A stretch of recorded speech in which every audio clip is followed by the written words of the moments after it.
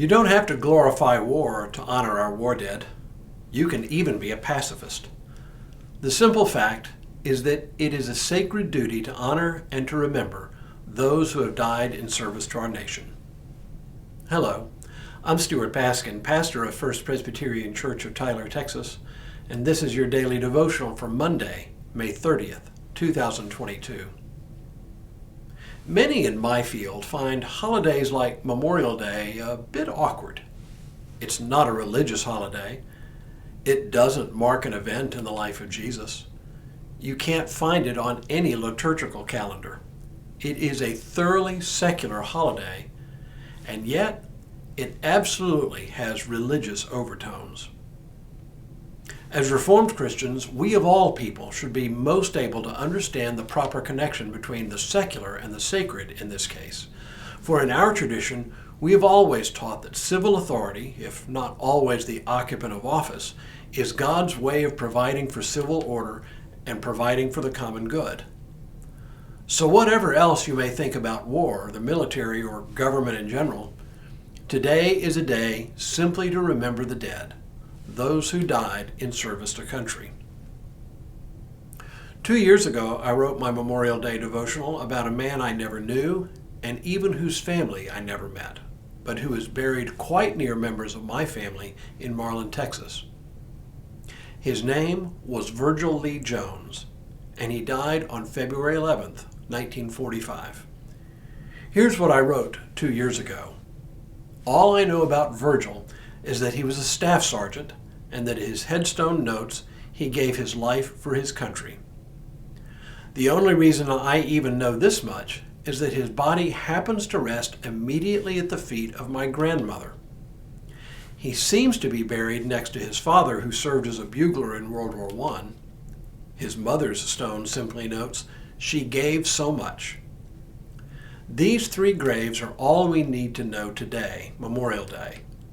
A son went to war following in his father's footsteps and died before his parents did.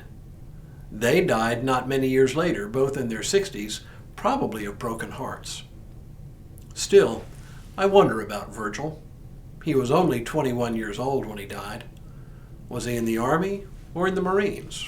Was he in Europe or in the Pacific? Was the battle that ended his life there, or was it a battle at all? Did he have hopes, dreams, and aspirations for his life after the war? Did he have a sweetheart waiting for him back home in Central Texas?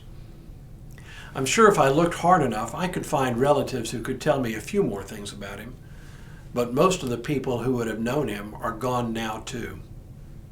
But as I say, all we really need to know about Virgil is, as his epitaph says, he gave his life for his country. There are hundreds of thousands of graves just like Virgil's spread around the world.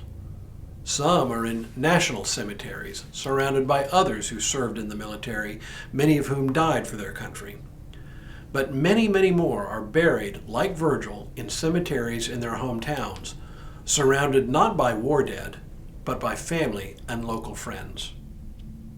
I'm reminded when I see the graves of war dead buried in local cemeteries of the phrase used repeatedly in the Old Testament and was first used in reference to the death and burial of Abraham.